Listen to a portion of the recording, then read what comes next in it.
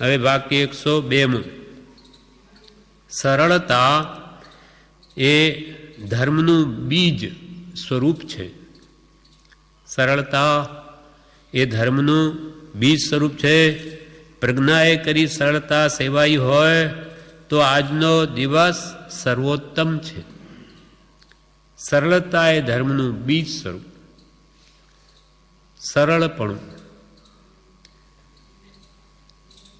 એક ગુણ છે આત્માનો, એ જેમાં હોય તેમાં ધર્મનું બીજ રોપાય. માયા કપટી હોય એનામાં ધર્મ પરિણમે નહીં. એટલે સરળતા એ ધર્મનું બીજ સ્વરૂપ છે. જ્યાં સરળતા છે, સરળતાની વ્યાખ્યા મન, વચન અને કાયાની એકતા. ભદ્રિક જીવો મન પેટમાં પાપ ન હોય, તેના જે મનમાં હોય તે જ વચનમાં હોય, તે જ વાણીમાં, અને વાણીમાં જ વર્તનમાં હોય, એમાં ભેદ ન હોય. જ્યારે માયા કપટીને અંદરમાં કંઈ બીજો વિચાર હોય, બોલે બીજું અને કરે વળી ત્રીજું, એ માયા કપટીમાં ધર્મ પરિણમે નહીં. કપટ રહિત થઈ આત્મઅર્પણારે, કપટ રહિત થઈ આત્મઅર્પણારે, આનંદ ઘન પદ રેહ ઋષભ જિનેશ્વર પ્રીતમ માહરો રે, રાજ રાજેશ્વર પ્રીતમ માહરો રે. और न चाहूं रे कान रिझो साहेब संगन परिहरे रे, रिझो साहेब संगन परिहरे रे. भांगे सादी अनंत ऋषभ जिनेश्वर प्रीतम माहरो रे. કપટ રહિત થઈ આત્મઅર્પણા. તન મન ધન બધું અર્પણ કરે પણ આત્મા ન અર્પે તો કંઈ જ્ઞાનીઓ કે કંઈ અર્પણ કર્યું જ નથી. એકડા ઓરના મીંડા જેવા કે ધન બધું તમને અર્પણ, પણ ચિત્ત એટલે મારું મન તો મારા મરજી પ્રમાણે કરીશ, સ્વચ્છંદે વર્તીશ, તો કે તે કાંઈ કર્યું નથી. નાની પુરુષો કેમ કર. નાની પુરુષનો ઉપદેશ મુખ્યત્વે સત અને શીલનો છે. સત એટલે સદાચાર, શીલ એટલે મુખ્યત્વે બ્રહ્મચર્ય. એમાં આંચ ના આવી જોઈએ. એથી વિપરીત જે કંઈ કરે તે જ્ઞાનીઓ એમાં આજ્ઞા નથી. આત્માને પોષણ મળે, ધર્મનો ઉદ્ધાર થાય, એવી બધી ક્રિયા કરવાની મહાપુરુષોની આજ્ઞા છે. એમ સરળતા જ્યાં નથી, કપટ ભાવ છે, ત્યાં ધર્મ ન પરિણમે. એટલે સરળતા એ ધર્મનું બીજ સ્વરૂપ છે. પ્રજ્ઞાએ કરી સરળતા સેવાઈ હોય તો આજનો દિવસ સર્વોત્તમ છે. પ્રજ્ઞા, પ્રજ્ઞા અવબોધ, પ્રજ્ઞ પુરુષોને અવબોધ. પ્રજ્ઞ કે તો હોશિયાર, બુદ્ધિશાળી, મતિમાન. એ બુદ્ધિપૂર્વક જો પ્રજ્ઞા સરળતા સેવાઈ હોય તો કે આજનો દિવસ તારો સર્વોત્તમ છે. ભોળાબાળા જીવો હોય એ તો આમે બોલે ને એમ બોલે. સત મળ્યું તો સતની વાવા કરે ને કાલે અસત પકડાઈ ગયું તો એમાં ભળી જાય. કેમ કે એ બુદ્ધિપૂર્વક ગ્રહણ નથી કરતો. સરળ છે પણ પ્રજ્ઞા નથી, એટલે એમાં ભૂલ થવા પણ સંભવ છે. જ્યારે સમજુ હોય, સમજીને વાત ગ્રહણ કરતો હોય અને જાણી જોઈને માયા કપટ કરી શકે એમ હોય પણ નથી જ કરવું, કે એમાં મારે આત્માને કર્મનું બંધન છે, તો એ પ્રજ્ઞાએ કરીને સરળતા સેવાઈ એમ કહેવાય. સરળતા એ ધર્મનું બીજ સ્વરૂપ છે. પ્રજ્ઞાએ કરી સરળતા સેવાઈ હોય તો આજનો દિવસ સર્વોત્તમ છે એમ કૃપાલજીનું આ વાક્ય વિવેચનમાં કહે છે. સરળતા એટલે નિષ્કપટપણ, માયા કપટનો અભાવ, એનું નામ સરળતા. માયાનું વિપરીત ગુણ, માયાને જીતવાનો ઉપાય તે સરળતા. કોઈનું કહેલું માને એવો સ્વભાવ, કે ભાઈ આ સરળ જીવ છે, એને આપણે કહીએ તો બે વાત માને. એના મનમાં કંઈ નથી, એના મનમાં ન માનવું તો સરળ કે મને આ નથી કરવું. એમ કોઈનું કહેલું માને એવો સ્વભાવ, મનમાં બીજો ભાવ નહીં. એવો સીધો માણસ. મન વચન કાયાની એકતા. મનમાં એ જ વચનમાં, વચનમાં એ જ વર્તનમાં, ત્રણેયની એકતા હોય સરળ સ્વભાવી જીવને. અંદર કંઈ બહાર કંઈ જુદું ના હોય. હા એ હા કહેતો હોય તેનું એના મનમાં પણ તેવું એના મનમાં પણ બેસી જાય. અર્થાત એના મનમાં એવું જ હોય જે બોલે છે એ જ. આ ગુણથી સત્પુરુષના યોગે સંકિત થઈ જાય છે. આવો જે સરળતાનો ગુણ જેનામાં હોય અને જ્ઞાનીઓ કહે એ હાય હા માની અને એને તત્વોની શ્રદ્ધા થઈ જાય. બીજો ખાલી ઉપરથી સત્પુરુષને રાજી રાખવા હા કરતો હોય પણ અંદરમાં માનતો ન હોય એ પ્રમાણે તો કે છે કે એને સંકિત નહીં થાય. આ ગુણથી સરળતા ગુણથી સત્પુરુષના યોગે સંકિત થઈ જાય છે. સંકિત એવાને વહેલું થઈ જાય. સંકિત એવાને વહેલું થઈ જાય. વિશ્વાસ બેસી જાય છે કેમ કે સરળ પરિણામી છે. એને વાત બેસી જાય સરળ પરિણામી છે. એટલે આપણે એક આત્મસિદ્ધિમાં એક રાગ ગઈએ છીએ એના માટે છે માયા વિશે.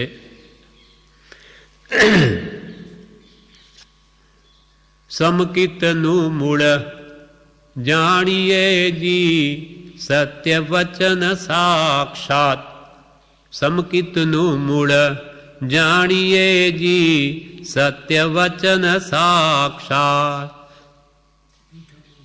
હા ના સાચામાં સમકિત વસેજી. સાચામાં સમકિત વસેજી. માયામાં મિથ્યાત્વરે પ્રાણી મકરીશ માયા લગા. માયામાં મિથ્યાત્વરે પ્રાણી મકરીશ માયા લગાર. લગાર માત્ર કે એ પ્રાણી માયા કરીશમાં. કેમ તો કે સાચામાં સંકિત વસે, માયામાં તો મિથ્યાત્વ. તું માયા કપટ મૂકી દઈ સરળ પરિણામી થઈ સતને અંગીકાર કરીશ તો એમાં સંકિત વસે. પણ માયા ભાવ કપટ ભાવ અંતરમાં રાખી તો તું ભગવાનના વચનને નહીં ઉતારી શકે, તો ઉતરે જ નહીં. એટલે સાચામાં સંકિત વસેજી પણ માયામાં તો મિથ્યાત્વરે પ્રાણી મ કરીશ નહીં કરતો. મ કરીશ માયા લગાર. લગાર માત્ર પણ માયા કરીશમાં. એટલે સંકિત એવાને વહેલું થઈ જાય, એને વિશ્વાસ બેસી જાય કેમ કે સરળ પરિણામી છે. એને કોઈ વિકલ્પો ઉઠતા નથી. સરળ પરિણામે કઈ વિકલ્પોને જે ભગવાન કરે ખરું, પણ માયા કપટીને અનેક ગોટાઓ ચાલે અંદરમાં. આને એમ કહું ભલાણે એમ કરું, એમ કહે તો એમ કરીશ, તેમ પૂછે ત્યારે એમ કરીશ. અને મારી જે માયા પાછી બીજાને ખબર ન પડી જાય. એટલે એનો પાછો હોળીનો નાળિયેર કોઈ ત્રીજાને બનાવે, પ્રપંચ કરે પોતે અને થોબે બીજા ઉપર કે એ કહેશે હું શું કામ કહું, મારી ખબર પડી જાય. એમ માયાવીના આ બધા પ્રપંચ હોય છે. માયા સરળ પરિણામીને કોઈ વિકલ્પો ઉઠતા નથી. વિકલ્પી જીવોને વાર લાગે છે. જે આવા ખોટા વિકલ્પો કર્યા કરે બીજાના વિશે તેને કે છે કલ્યાણમાં વાર લાગે છે. વિકલ્પી જીવોને વાર લાગે છે. સત્પુરુષને સારું લગાડવા તે હા હા કરતો હોય તેમાં સરળતા નથી. આ બોધ ગ્રહણ કરવા માટેની વાત કહી કૃપા બ્રહ્મચારીજી કે આ બોધ જો ગ્રહણ કરવો હોય તો આ પ્રમાણે સરળતા લાવો. માયા હશે તો બોધ નહીં ઉતરે. બોધ ગ્રહણ કરવામાં સરળતા કામ આવે છે. એટલે જ કૃપાલદેવે કહ્યું કે સરળતા એ ધર્મનું બીજ સ્વરૂપ છે, બીજનું સ્વરૂપ છે. જો સરળતા તમારામાં હશે તો ધર્મનું બીજ રોપાઈ જશે. એ નહીં હોય તો બીજ જ નહીં રોપાય તો એમાંથી વૃક્ષ ક્યાંથી થાય? કેવળ જ્ઞાનનું બીજ સંકિત છે. સંકિત રૂપી બીજ રોપાય તો જ કેવળ જ્ઞાન રૂપી વૃક્ષ થાય અને મોક્ષ રૂપી ફળ આવે એના. પણ બીજ જ નહીં રોપાય તો વૃક્ષ ક્યાંથી થાય? અને એમાં કારણ આ માયા કપટ છે. અને ધર્મમાં તો માયા કપટ હોવા જ નહીં જોઈએ. નહીં તો એ ધર્મ શું આરાધે? સત્પુરુષને સારું લગાડવા હા હા કરતો હોય તેમાં સરળતા નથી. આ બોધ ગ્રહણ કરવા માટેની વાત કહી. બોધ ગ્રહણ કરવામાં સરળતા કામ આવે છે. વળી જેનું હૃદય વળી જેવું હૃદયમાં હોય તેવું જ કહેવું, તે પણ સરળતા કહેવાય છે. કપટી માણસ પોતાની છુપાવેલી હૃદયની વાત કોઈ જાણી ન જાય માટે અનેક પ્રકારનું વાગજાલ કે હાવભાવથી સરળતાનો દેખાવ કરે છે. માયા કપટી પાસે આપણે જઈએ તો આપણી સાથે તો મીઠી વાત જ કરે, જાણે એના મનમાં કોઈ પાપ જ નથી, અને અંદર પછી એ બધો પ્રપંચ ચલાવે. પણ એ પ્રપંચ કી છાનું નથી રહેતું, મોડે વેલે બધું બહાર આવે, પણ એ માને છે કે કોઈ જાણતું જ નથી. એમ પોતાની છુપાવેલી હૃદયની વાત કોઈ જાણી ન જાય માટે અનેક પ્રકારનું વાગજાળ, વાણીનું જાળ બીજાને ભરવામાં કે હાવભાવથી તે સરળતાનો દેખાવ કરે છે કે જાણે એના મનમાં તો કાંઈ નથી, એ તો બધા બીજો કરે. મોઢે કહે કે મારે કંઈ નથી હો, મારું દિલ તો ચોખ્ખું છે. વળી ઉપરથી શું કહે કે મોઢે કહે કે મારે કંઈ નથી હો, આમાં મારે કંઈ નથી, અને હોય વાંધો એને જ. મોઢે કહે કે મારે કંઈ નથી હો, મારું દિલ તો ચોખ્ખું છે, અને અંદર સ્વાર્થ સાધવાનો વિચાર હોય છે. અંદરમાં પોતાની ઈર્ષા કામ કરતી હોય, સ્વાર્થ સાધવાનો જ કામ ઉપાય એને વિચાર હોય છે. અને અંદર સ્વાર્થ સાધવાનો વિચાર હોય છે. પ્રજ્ઞા વગરની સરળતાથી બીજાના દોષો પણ જીવો ઉઘાડા પાડે. પ્રજ્ઞા વગરની જો સરળતા હોય, ભોળ પણ હોય, તો ભલે એના મનમાં પાપ ન હોય, પણ એ તો કોઈને બીજાના દોષો પણ કહી દે, કેમ કે એને તો કંઈ શું કરવું શું નહીં કંઈ ખબર નથી. પ્રજ્ઞા વગરની સરળતાથી બીજાના દોષો પણ જીવો ઉઘાડા પાડે, અથવા પોતાના દોષો પોતાને કે પરને હિતકારી થશે કે નહીં તે પણ વિચારે વિના કહ્યા કરે. પોતાના દોષો હોય કે પરના હોય, પણ એનામાં એને કે વિચાર નથી કે હું મારા દોષો બીજાને કહું છું એમાં મારે લાભ છે કે નુકસાન છે, અથવા બીજાના પણ કહું, એને કંઈ વિચાર જ નથી, વિવેક જ નથી. એ બી ભૂલ ન થવા માટે પ્રજ્ઞા વગરની સરળતામાં જો કુબોધ ગ્રહણ કરે અને માની લે તો સહેજે મિથ્યાત્વમાં જ રહ્યા કરે. આ પ્રમાણે પ્રજ્ઞા વગરની સરળતા ભોળ પણ હોય અને એને કોઈ કુગરું મળી જાય તો એ પકડી લે, કુબોધ ગ્રહણ કરે અને માની લે, એટલે હંમેશા મિથ્યાત્વમાં જ રહે. માટે પ્રજ્ઞા સહ સરળતા સેવી, માટે કૃપાલ કે પ્રજ્ઞા સહિત સરળતા જો આજે સેવાઈ હોય તો આજનો તારો દિવસ સર્વોત્તમ છે. માટે પ્રજ્ઞા સહિત સરળતા સેવી. ભોળા ભાવે શું પરિણામ આવશે તે જાણ્યા વિના કહી દેવું, તેમાં કોઈની વાત છુપાવવા યોગ્ય હોય અને કહી દે. ભોળા ભાવે એને કે હું કહું છું એનું શું પરિણામ આપશે એનું કંઈ વિચાર ન હોય અને ભોળા ભાવે કહી દે, અને કોઈની વાત છુપાવવા જેવી હોય પણ એ તો સમજતો નથી, લાંબી બુદ્ધિ નથી, એટલે કહી દે, અને કોઈનો દોષ ઉઘાડો પડતા તે માણસ આપઘાત પણ કરી બેસે. મારો આવો દોષ એને ઉઘાડો કરી દીધો, ખબર પડી ગઈ એમ લોકોને, એમ એના મનમાં થતાં કોઈ આપઘાત પણ કરી બેસે, અથવા આપઘાત ન કરે તો કલંકવાળી આખી જિંદગી તેને દુસ્સહ થઈ પડે. માનો આપઘાત ન કરે તો મારા પણ એને કલંક આપ્યો, લોકો મને કલંકિત કહે, તો એની આખી જિંદગી દુઃખે પસાર થાય. સ્ત્રી પુરુષ એકબીજાની ગુપ્ત વાત જાણતા હોય ને તે ગુપ્ત વાત સરળપણે મૂર્ખપણાથી બહાર પાડે તો દુઃખનું કારણ થાય છે. ધણી ધણિયાણી હોય ભલે, પણ એકબીજાની ગુપ્ત વાત જાણતા હોય અને તે ગુપ્ત વાત સરળપણે મૂર્ખામીપણાથી જો બહાર પાડે તો તે દુઃખનું કારણ પણ થઈ પડે છે, આપઘાતનું કારણ પણ થઈ જાય. એના વિશે એક દ્રષ્ટાંત છે. એક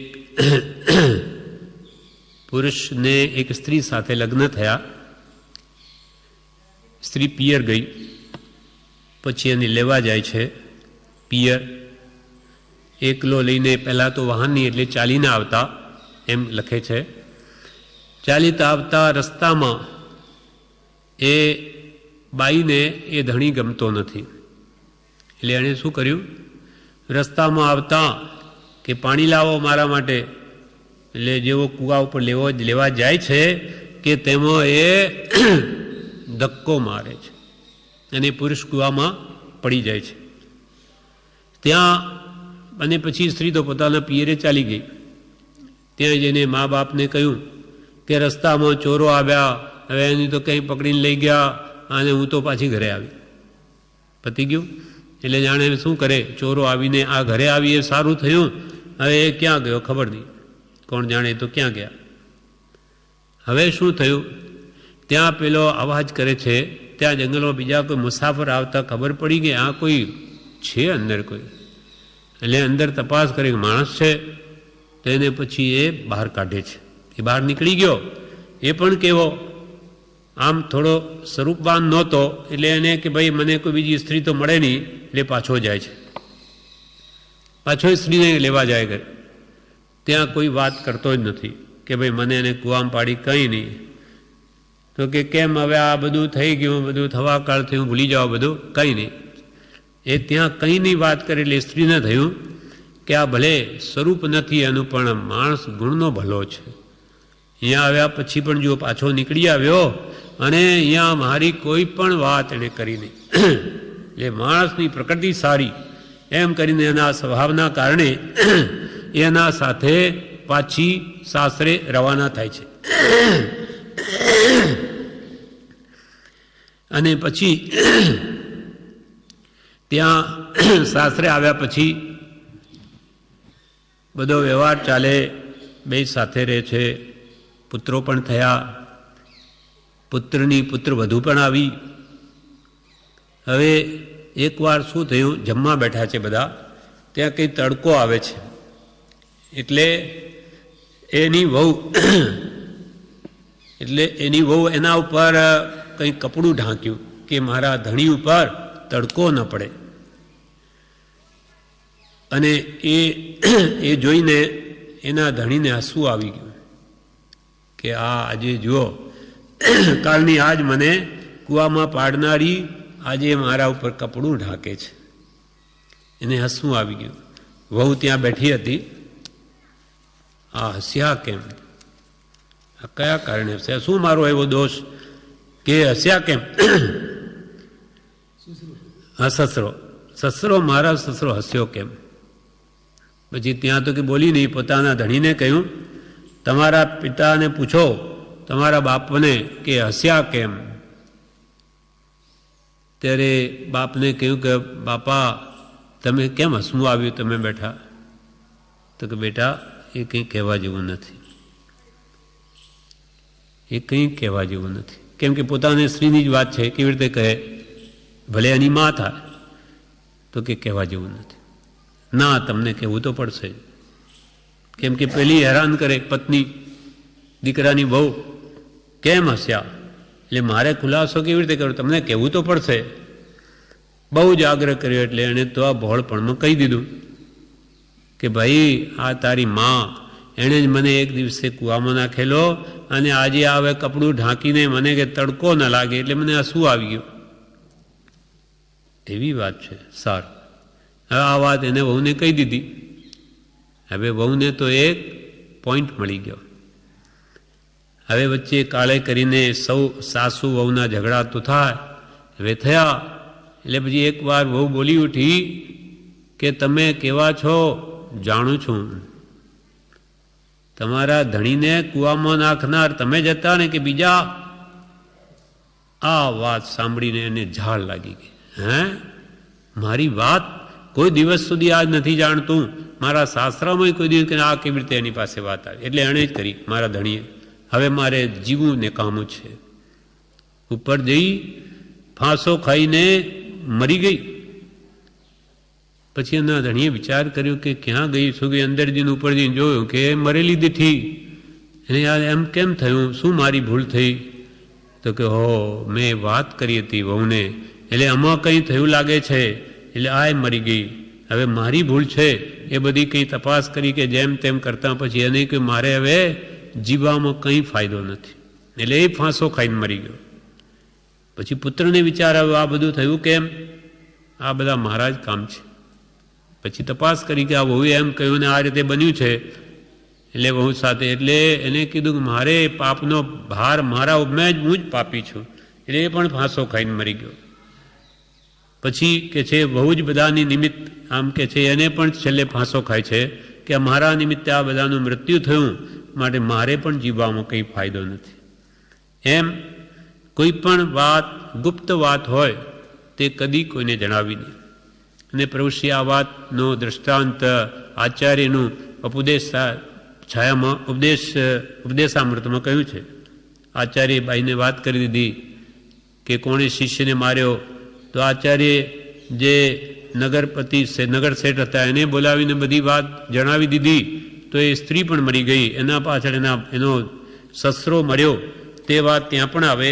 એટલે કોઈની પણ આવી ગુપ્ત વાત હોય કદી કહેવી નહીં. પણ આ ભોળ પણ હોય, પ્રજ્ઞાશય સરળતા ન હોય ત્યારે આવું થઈ જાય કે એનું પરિણામ શું આવશે. હું આવા કોઈની વાતો દોષો બહાર પાડું તો આપઘાતનું કારણ થઈ પણ જાય, અથવા એને આખી જિંદગી કલંકવાળી ગુજારવી પડે. એટલે સમ્યક દ્રષ્ટિનો અંગ તો શું છે? ઉપગુહન અંગ છે. 8 અંગ કયા સમ્યક દ્રષ્ટિના? એક ઉપગુહન અંગ છે કે કોઈનો પણ દોષ થયો તો ઢાંકવો, એને બહાર લાવવો એમ નથી કહ્યું.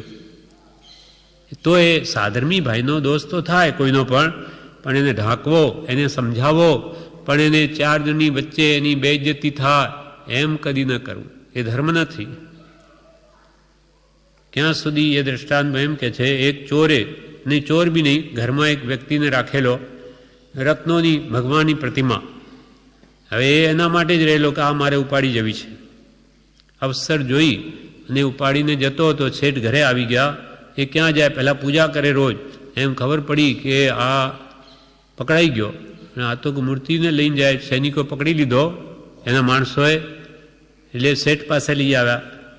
હવે શેઠ જાણે કે જો હું આવી રીતે એને પૂજારી તરીકે રાખ્યો અને આજે હું કહીશ કે આ ચોર છે, ચોરી કરી, તો જૈન ધર્મની નિંદા થશે. એટલે કેવું સવળું કર્યું કે ભાઈ એને છોડી દો. એને તો આ પ્રતિમા લેવા મેં જ મોકલ્યો હતો. પતી ગયું એનું. પછી એને એકાંતમાં બોલાવી અને તું આવા પાપ કરે, તને અહીંયા ભક્તિ માટે પૂજારી તરીકે રાખ્યો, તું બધું ઉપાડી લઈ જવા માંડ્યો, જા હવે સીધો ઘરે ચાલ્યો જા, ફરી આવતો નહીં. એમ કરીને એને રજા આપી દીધી. પણ લોકોમાં એની નિંદા ન થવા દીધી, જૈન ધર્મની કે નિંદા થાય.